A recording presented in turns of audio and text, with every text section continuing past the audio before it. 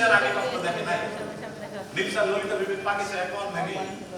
ঘুরে রাত করে না সোনার কইনা